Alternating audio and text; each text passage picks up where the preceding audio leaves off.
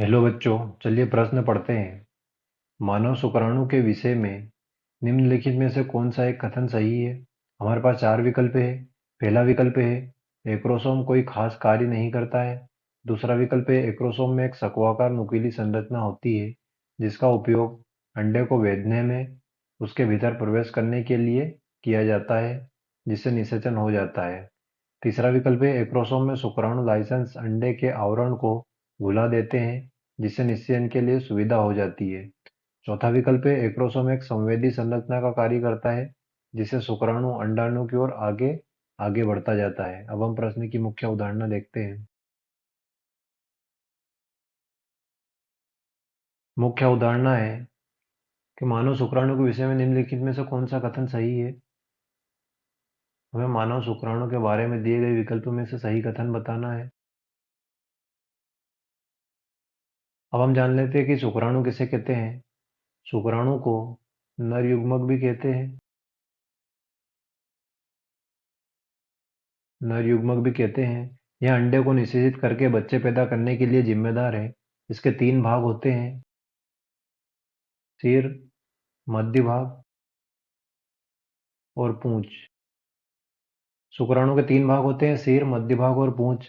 इसके सिर में एक्रोसोम पाया जाता है। सिर में एक्रोसोम पाया जाता है जो कि जो कि एक्रोसोमल अभिक्रिया के परिणाम स्वरूप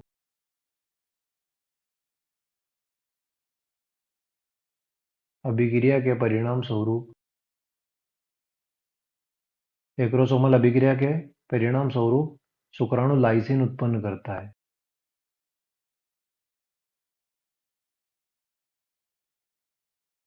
शुक्राणु लाइसिन उत्पन्न करता है जो अंडे के आवरण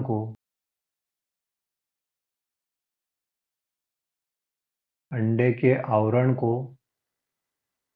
घोलकर शुक्राणु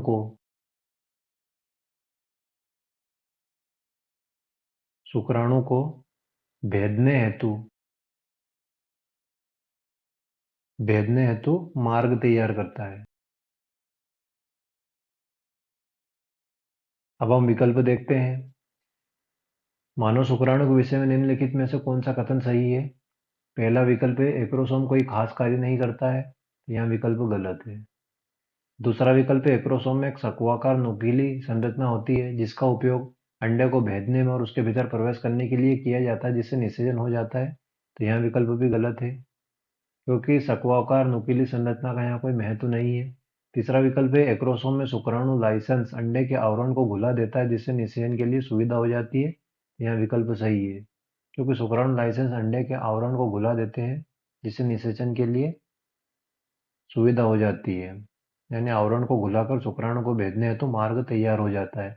चौथा विकल्प है एक्रोसोम एक संवेदी संरचना का कार्य करता है जिससे शुक्राणु अंडाणु की ओर आगे आगे बढ़ता जाता है। यह विकल्प भी गलत है। हमारा तीसरा विकल्प सही है। मैं आशा करता हूँ आपको समझ आया होगा। धन्यवाद।